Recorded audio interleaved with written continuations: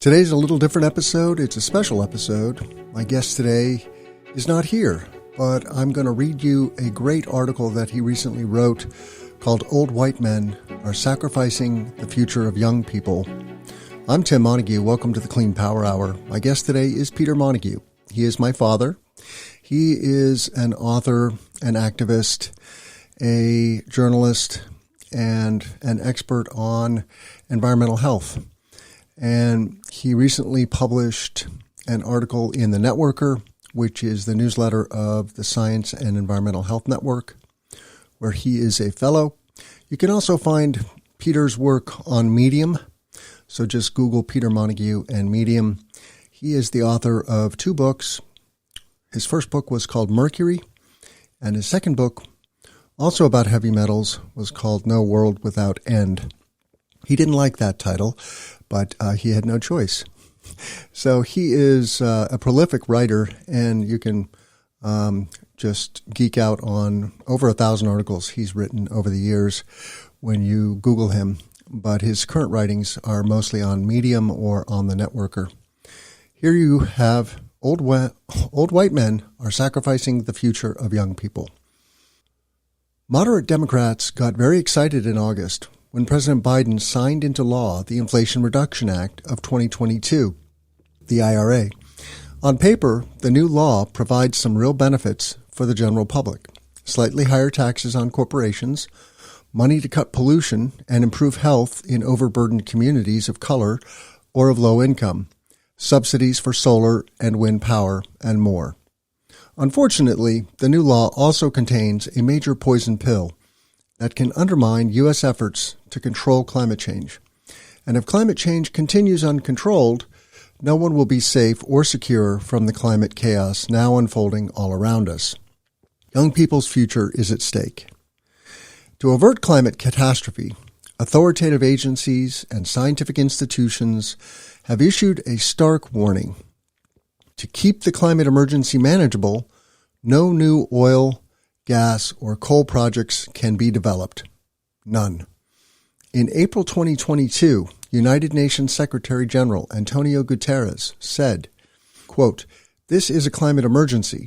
Investing in new fossil fuels infrastructure is moral and economic madness," end quote.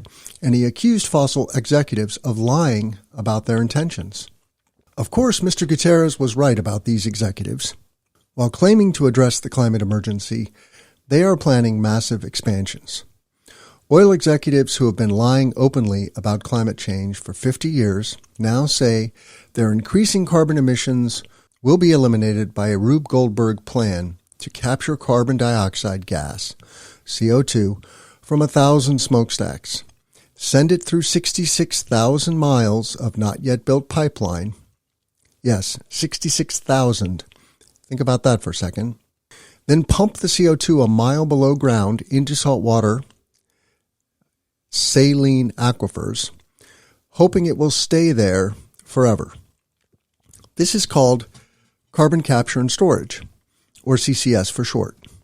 The other way to supposedly eliminate CO2 emissions is to capture them from smokestacks, send them through yet-to-be-built pipelines, then inject them into depleted oil fields to produce more oil for sale. This is called enhanced oil recovery, or CO2 EOR for short. CCS and CO2 EOR are now the centerpiece of U.S. climate policy, and Congress is encouraging both technologies by subsidizing them with free public money.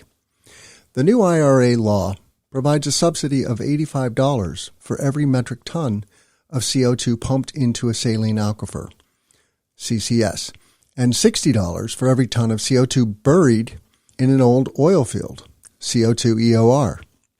These public subsidies for CCS and CO2 EOR are known as 45Q tax credits, named for a section of the federal tax code. Tax credits are money deducted from taxes owed, so they are cash in the bank for wealthy carbon polluters. Oil executives have been using CO2 EOR successfully since 1972, so they know it produces oil. However, CO2 EOR was never intended to store CO2 permanently underground, so that's new. Can it work? Old oil fields are like Swiss cheese, peppered with dozens or hundreds of old wells that provide leakage pathways to the surface. Can these old wells be plugged forever to stop CO2 leakage? CO2 plus water creates carbonic acid. In an acid environment, how long can pipes and plugs prevent CO2 from leaking out? As for CCS, burying CO2 deep in saline aquifers, oil executives have been claiming for 2 decades that they'll get it to work any day now, but there's little evidence that they believe it themselves. They have invested very little corporate money to develop the technology. Uncle Sam, on the other hand, has spent at least $11 billion since 1997 trying to make CCS work, with little success. As the Wall Street Journal said in April, CCS has a, quote, dismal record, end quote, of failure. From the viewpoint of oil executives, it doesn't really matter whether CCS works or not, so long as they can convince Congress that it will work someday. Congress obediently provides free money, which gives the technology credibility, which makes CCS become an effective talking point to undercut demands that oil and gas be phased out. Will CCS ever work as advertised? As Sandra Steingraber has shown, the geology of the Earth a mile below our feet is complex and poorly understood.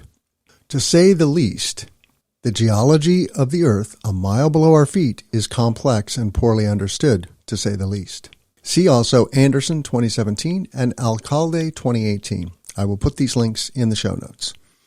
CO2 pumped into the ground under high pressure is less dense than the saline water it displaces, so it is buoyant, always trying to move upward, unless it hits a barrier, in which case it tends to move sideways.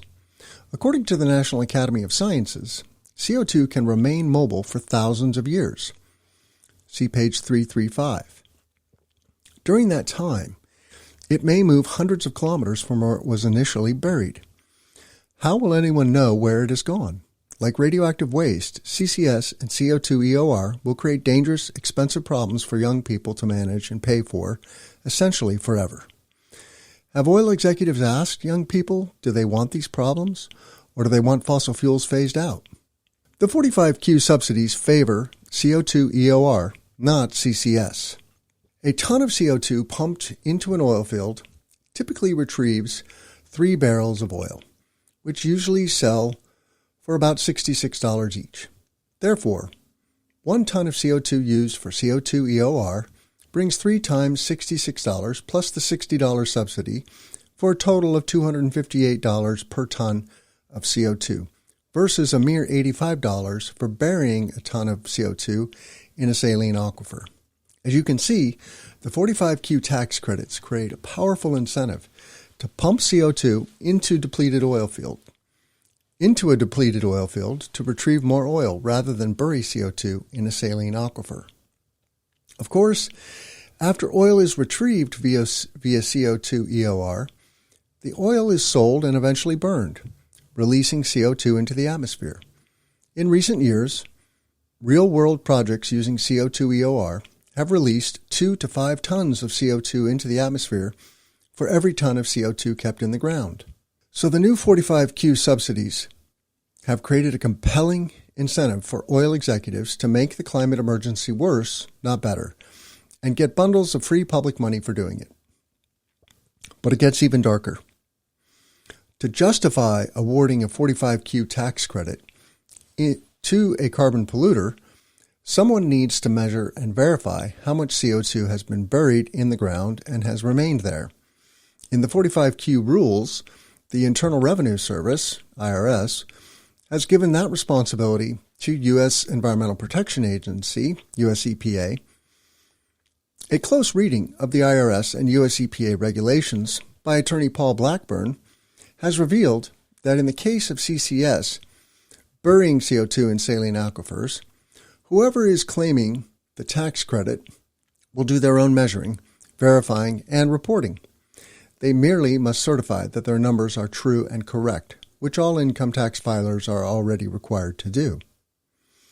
Attorney Blackburn also found that in the case of CO2 EOR, The U.S. EPA regulations also do not actually require any formal verification of the amounts of CO2 captured and injected.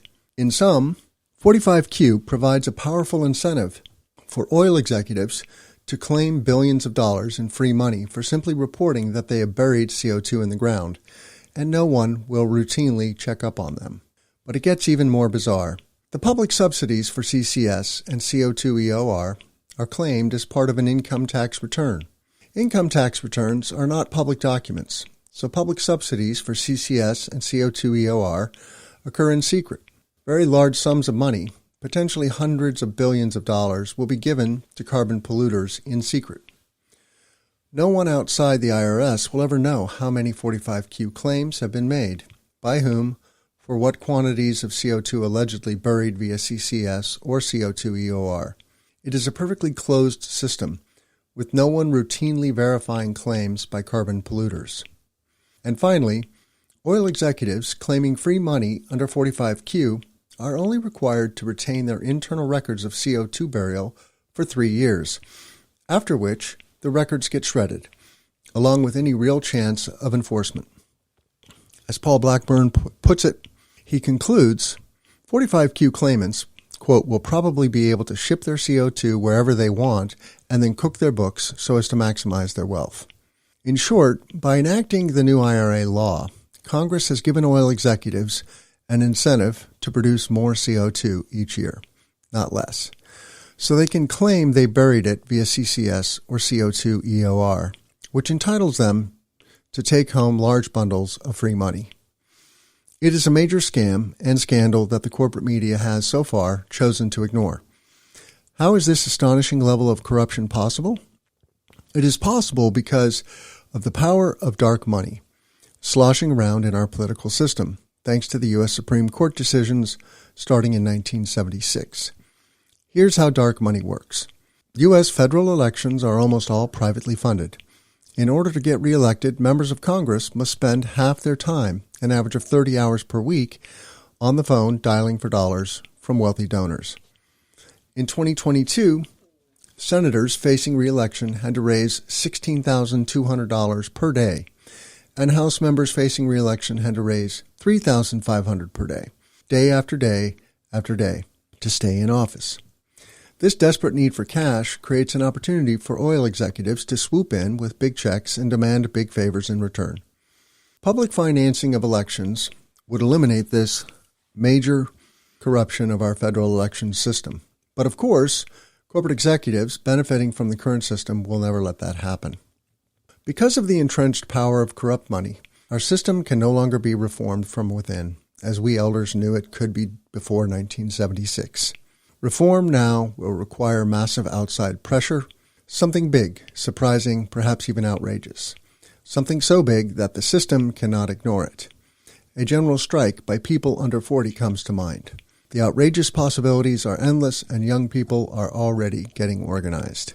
People under 40 are having their future sacrificed by old white male oil executives and their old white male flunkies in Congress. Outrageous action may seem far-fetched today, but as the sacrifice of young people's future unfolds in horrifying reality, all of us may be forced to consider desperate measures. Thank you, Peter Montague, for this article that was published in The Networker, January 2023. Old white men are sacrificing the future of young people. Please check out all of our content at cleanpowerhour.com. Give us a rating and a review on Apple and Spotify if you appreciate our content. We want to help more people find this content so we can grow the energy transition as quickly as possible. I'm Tim Montague. Let's grow solar and storage.